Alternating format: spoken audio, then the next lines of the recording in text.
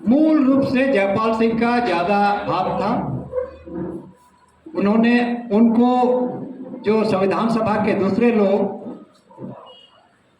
पूरा डिमोरलाइज करते रहे कि आप लोगों को अलग ये की ज़रूरत नहीं है, लेकिन वो अड़े रहे। लेकिन जो भी है अपने तरफ से उसने पूरी कोशिश की और उन्हीं के भाषणों के कारण उसने जो पांचवी अनुसूची को जिस रूप से रखा जो आज हमारे सामने है वह उसी का प्रयत्न है। और 15 अगस्त 1947 को जब भारत आज़ाद हुआ और गणतंत्र जो है 26 जनवरी 50 को, तो उसमें लागू किया गया। यही इसका एक कहानी, छोटी सी कहानी है। आप लोग इसको और गहराई से जान सकते हैं, लेकिन पूरा 266 या 222 लोग जो उस समय का जो एक सामंतवादी व्यवस्था थी, आज तो बहुत कम हो गया है, फिर भी उस समय बिल्कुल दूसरा वातावरण था। और वो आदिवासियों को जिस ढंग से आज देखते हैं वैसा नहीं देखते थे। हम लोग को असभ्य, जंगली, बर्बर, सिर काटने वाले कुछ इस रूप में देखा करते थे और वो कभी कतई नहीं चाहते थे कि आदिवासियों के लिए एक अलग से प्रावधान किया जाए। लेकिन जैसे भी हो, हमारी टीम ने, हमारे आदिवासी टीम ने जो 7 आदमियों की थी, उन्होंने अपने प्रयत्न से जो हमारे पास जो रखा है 5वीं अनुसूची, 6ठी अनुसूची, तो उसके बारे में हम लोग अभी चर्चा नहीं करेंगे। जो 5वीं अनुसूची का स्वरूप जो हमारे सामने दिखाई पड़ रहा है वो उन्हीं के प्रयत्न का फलस्वरूप है। लेकिन आज की तारीख में क्या हो रहा है सबको जानते हैं। क्या हो रहा है? 5वीं अनुसूची, चाहे संविधान बड़ा है, कानून बड़ा है, या उसके अलावा भी कोई और है, ये बड़ा सवाल है। विशेष करके जो डेमोक्रेसी के नाम पर, प्रजातंत्र के नाम पर हमारे यहाँ चुनाव की प्रक्रिया है, जिसमें कि अलग अलग पार्टी के लोग चुनाव लड़ते हैं। फिर इस चुनाव की क्या प्रक्रिया है, उसका कैसा दुरुपयोग किया जा रहा है, किया जाता है, ये किसी से छिपा नहीं है। इसीलिए ये हमारे लिए एक चुनौती है। मैं उसका विशेष एग्जाम्पल अपने झारखंड से देना चाहता हूँ।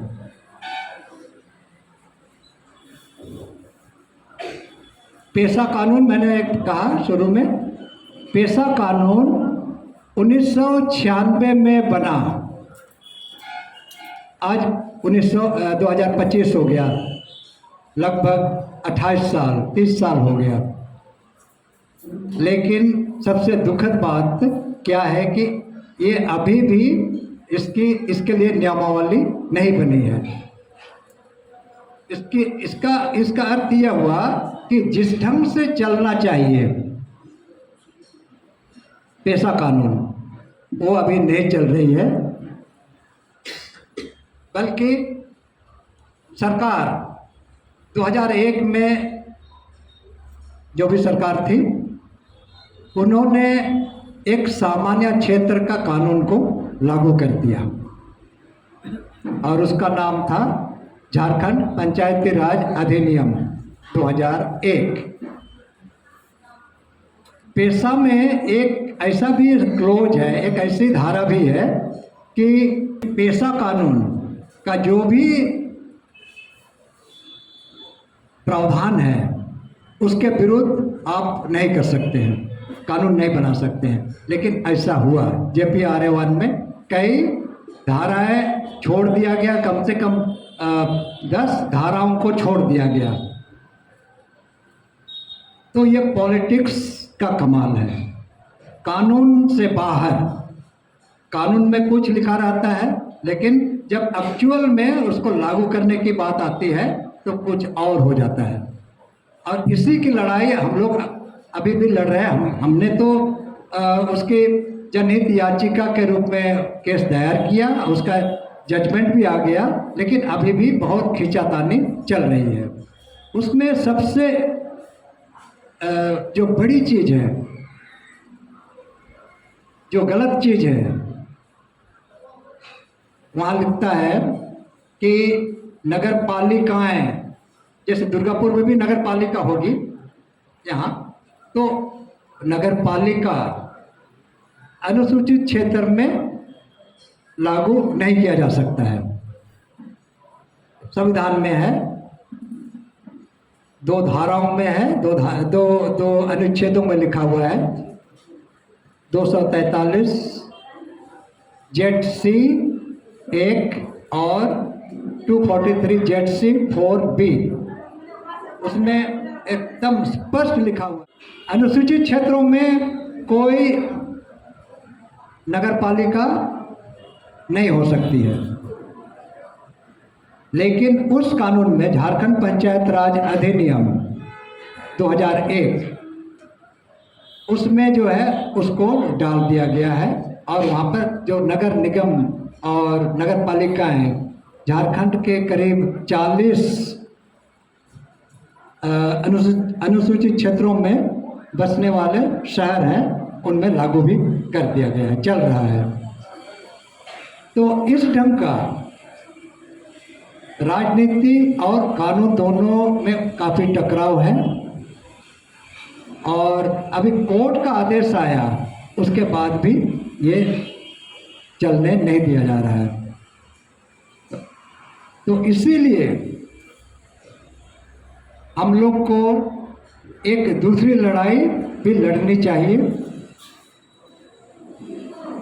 अब हम लोग क्या कर रहे हैं कि गांव-गांव जा कर के इसके प्रति, 5 अनुसूची के प्रति और पेशा, इस दोनों को लेकर के लोगों को जागरूक कर रहे हैं कि भाई इससे हमारा क्या हानि होगा, क्या नहीं होगा।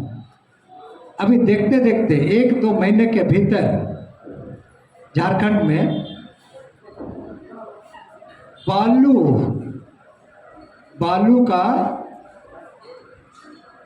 एक नीलामी हुआ, और सरकार ने इसको नीलाम किया, और हैदराबाद की कंपनी ले गई, जो कि पेशा कानून के विपरीत है।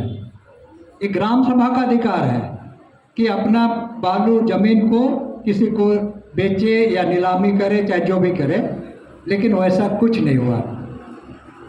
उससे भी बाद में और एक क्या हुआ है कि अडानी का नाम तो आप सबों ने सुना ही होगा, उसको लगभग 162 एकड़ जमीन सरकार ने दे दिया अपने मन से। उसमें किसी ग्राम सभा की सहमति नहीं ली हुई। जैसे कि गोड्डा वाला केस भी आप लोगों ने देखा होगा, पढ़े होंगे। वहाँ जबरदस्ती अडानी के लिए कानून को बदला गया। हमारे आदिवासी भाई, वहाँ तो संथाली लोग ज़्यादा होंगे, सबको मारा पीटा भी गया, और एक रकम से उनसे छीन करके, जैसे गुंडे लोग होते हैं, बदमाश लोग होते हैं, वैसा उनकी ज़मीन को छीन करके अडानी को दे दिया गया। ऊपर से उसका जो बिजली का जो प्लांट बना, वो सारा का सारा बांग्लादेश को, झारखंड को कुछ नहीं। तो इस ढंग से ये सारा चीज़ हो रहा है। तो सारा चीज़ कॉरपोरेट, ये समझिए तो कॉरपोरेट डेमोक्रेसी चल रही है, जो चाहे कॉरपोरेट संविधान कह लीजिए।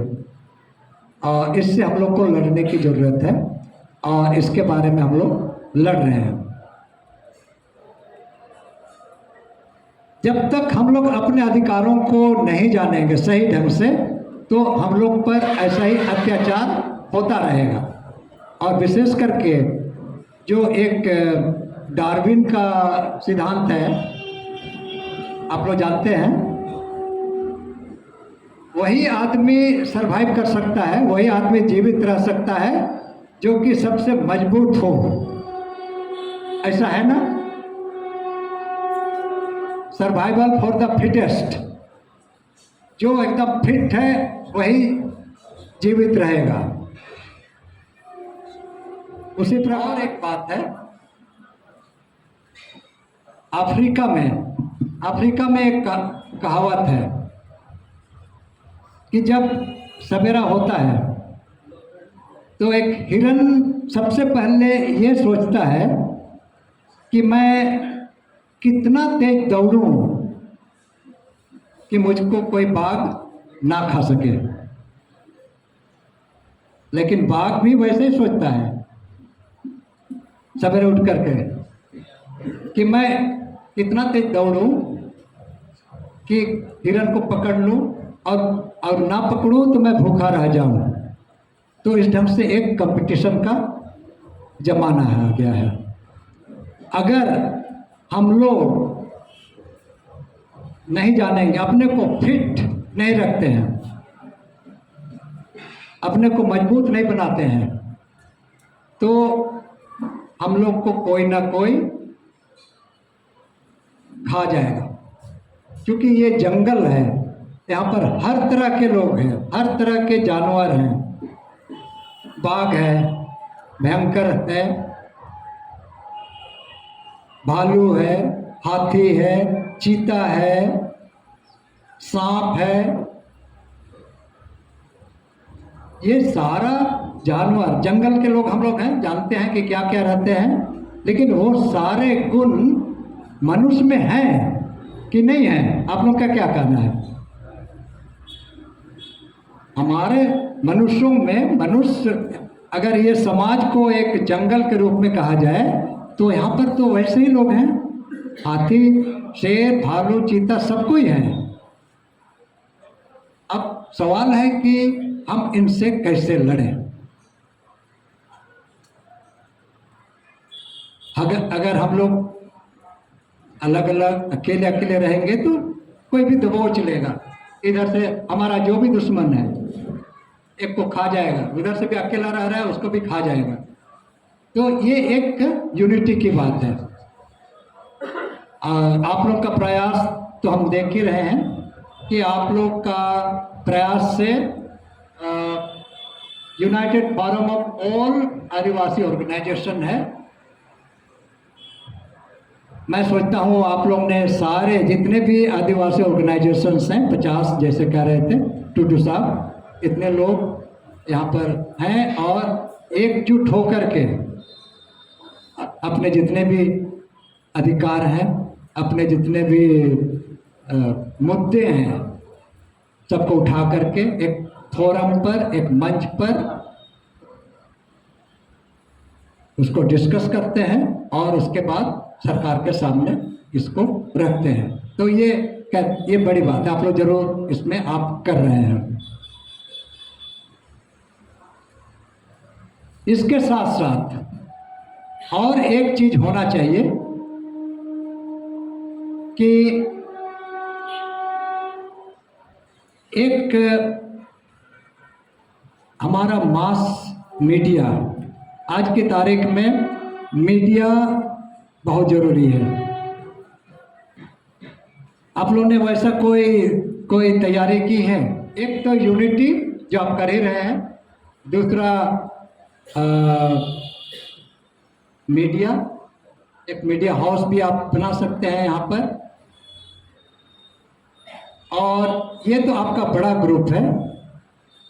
एक छोटे ग्रुप में जो कि चुनिंदा लोग होंगे और उसका एक छोटा ग्रुप, जिसको आप कुछ भी नाम दे सकते हैं, थिंक टैंक, जो रणनीति बनाएगा, सब चीज़ों को देखेंगे, पढ़ेंगे, दुनिया में क्या हो रहा है, उसका असर हम लोगों पर, हमारे आदिवासी समाज पर कैसे पड़ रहा है, चाहे क्या पड़ रहा है, उसको चिंतन करेंगे और उसको फिर सबों तक को पहुंचाया जाएगा। हम लोग को ये करना चाहिए, वैसा करना चाहिए। ये आज की तारीख में इसी ढंग से सब जगह काम चलता है। मीडिया, यूनिटी और चिंतन, बगैर चिंतन के नहीं होगा। आज की तारीख में चिंतन जरूरी है, और बाद में जो भी एक्शन लेना होगा, हमारे यंग लोग हैं, वो लोग जरूर सारे काम को कार्यान्वित करेंगे। अब रही बात यहाँ का जो प्रॉब्लम है, यहाँ का क्या हमारे पास टीएससी है, आपके पास टीएससी है? हाँ, बंगाल में है। हाँ, लेकिन अनुसूचित क्षेत्र नहीं। तो अब क्या करना चाहिए? अनुसूचित क्षेत्र कौन बना सकता है, कौन बनाता है? सबसे पहले तो ये तो राष्ट्रपति का होता है। राष्ट्रपति घोषणा करते हैं, जैसे झारखंड का मैं कह सकता हूँ। आखिरी में जो बना है, चाहे घोषणा किया गया है, कई बार आता है, चेंज होता है, कुछ बढ़ता है, घटता है, चाहे कुछ जातियों को जोड़ा जाता है, कुछ जातियों को हटाया जाता है।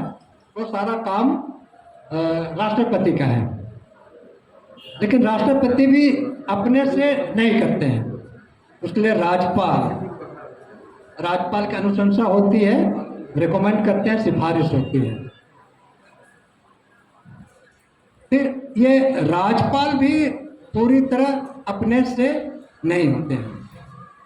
टीएससी है, यहाँ पर टीएससी है, और किन समुदायों को, किन क्षेत्र को अनुसूचित क्षेत्र घोषित किया जाए, उसके लिए एक स्टडी किया जाता है। और जो मुख्य जो क्राइटेरिया है, उसका एक यही कह सकते हैं कि उस समुदाय का एक अपना घनत्व, उस एक एरिया में रहते हों।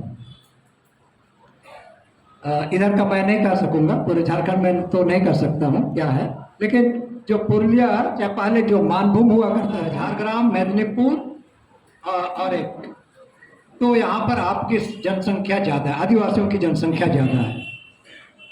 तो इसको हम लोग कर सकते हैं। इनकी अपनी भाषा है, अपनी संस्कृति है, और अपना एक क्या कहते हैं, व्यवस्था है। व्यवस्था कहने का मतलब जैसे कि संथालों का जो अपना सामाजिक, पारंपरिक सामाजिक व्यवस्था, ऑर्गेनाइज व्यवस्था कहलाता है, जिसमें कि माझी हड़म होते हैं। एक कमेटी बनी थी, ढेबर साहब थे 1961 में। उसने एक सुझाव दिया था नए अनुसूचित क्षेत्र को शुरू करने के लिए, और उसने 3 मुख्य क्राइटेरिया या शर्त बताए थे।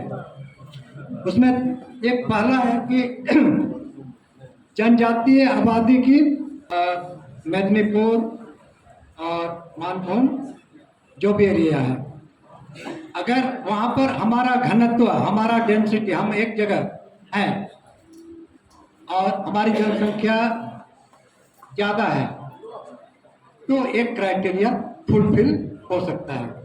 हालांकि जो शुरू में जितने भी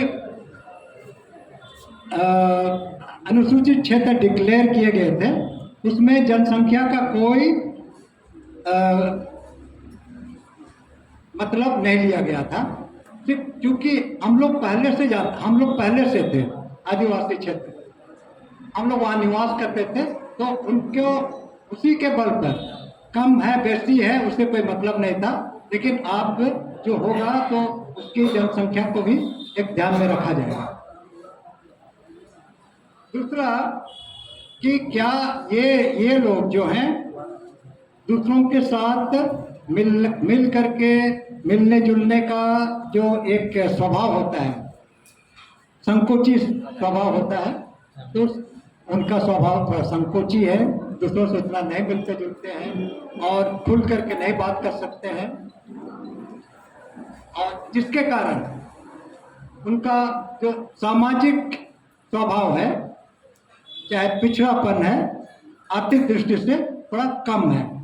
तो ये क्षेत्र भी इस ढंग से घोषित किए जा सकते हैं। फिर वो साइज जो होगा बहुत छोटा भी नहीं, एक कंपैरेटिवली कोई जिला को ले सकते हैं या उसका सब डिवीजन, अगर इधर तालुका का जो भी कहते हैं जिला को लिया जा सकता है, या तालुका या ब्लॉक पंचायत, उतना एरिया को भी लेकर के एक डिक्लेयर किया जा सकता है कि इसको अनुसूचित क्षेत्र घोषित किया जाए। अब इस चीज की पहल ये United Forum of All Adivasi Organization ये बिल्कुल टेकअप कर सकते हैं सबों के साथ ये मिल करके, और सरकार के सामने, राज्यपाल के सामने विशेष करके इसको रख करके ये एक फॉरवर्ड किया जा सकता है। और इस ढंग का यहाँ तो होगा पूरे हिंदुस्तान में अभी भी कई आदिवासी समुदाय जो कि अनुसूचित जनजाति के रूप में घोषित नहीं किए गए हैं, वैसा मिलेंगे, जिसमें कि एक छोटा सा मैं आप लोगों को बताना चाह रहा हूँ। ये पूरा देश भर में लगभग 640 जिले हैं, और उसमें से लगभग 110 जिले ऐसे हैं कि आदिवासी आबादी बहुसंख्यक है, ज्यादा है। और गांवों का हिसाब में कहा जाए तो लगभग 6 लाख गांव है, उसमें से 1 लाख गांव आदिवासी है, और 705 आदिवासियों समूह को जनजाति का दर्जा दिया गया है। लेकिन वैसा यहाँ कई और हैं, विशेष करके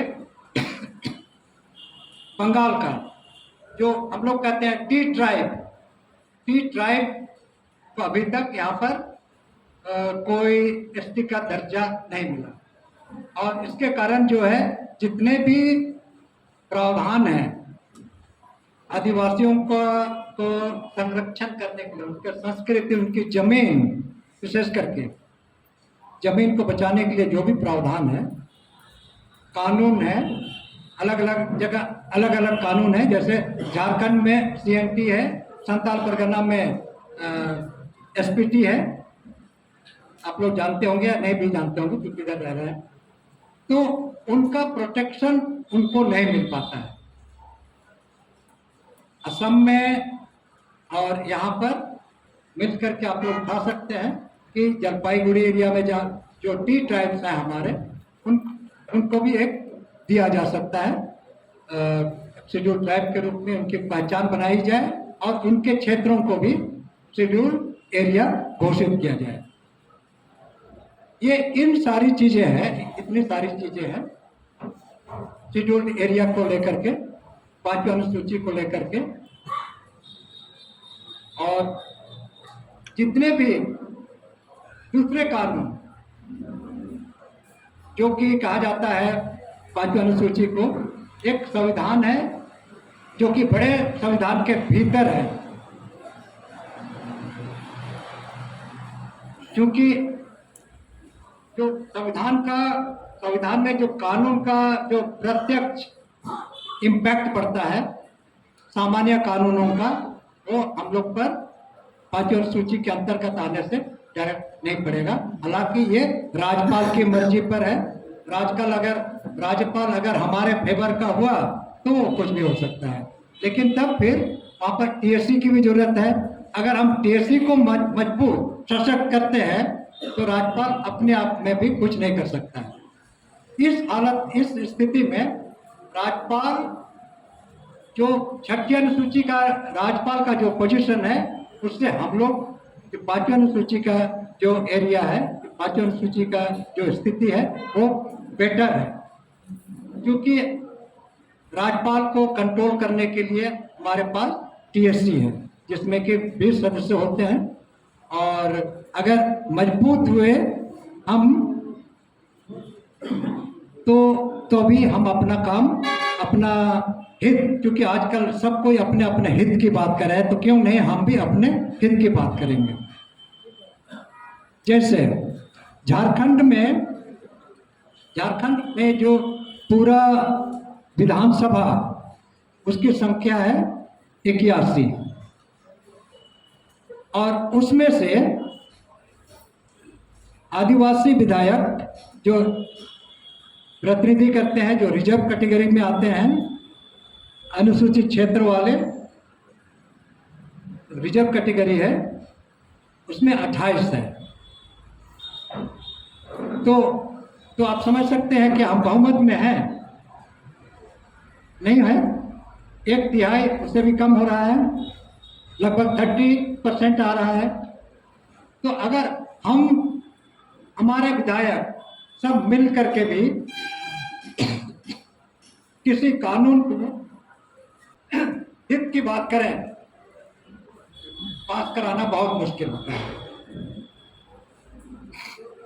तो एक ही रास्ता बनता है कि टीएससी को मजबूत करें। हालांकि आजकल तो पार्टी के आधार पर ही सब कुछ होता है। आप आदिवासी हैं या नॉन आदिवासी, आप किसी पार्टी में घुस गए हैं तो पार्टी के एजेंडे के रूप में हमारे विधायक जो है अपना काम करते हैं, अपना निर्णय लेते हैं। तो इन चीज़ों को देखते हुए एक टीएससी एक बहुत अच्छा फोरम है, मंच है आदिवासियों के लिए, और क्योंकि यहाँ पर है तो आप लोग यहाँ पर अपने टीएससी को और मजबूत करें, लोगों से संपर्क बढ़ाएं और उनके द्वारा जितने भी अनुसूचित क्षेत्र प्रपोज्ड आप लोग प्रपोजल दे सकते हैं वो सरकार के सामने रख सकते हैं। और ये तो हम नहीं कहेंगे कि एक ही बार में हो जाएगा, क्योंकि आजकल कोई भी शक्ति का बंटवारा करने नहीं चाहता है, इसको तो छीनना पड़ता है और इसके लिए मजबूत होना पड़ेगा खुद भी।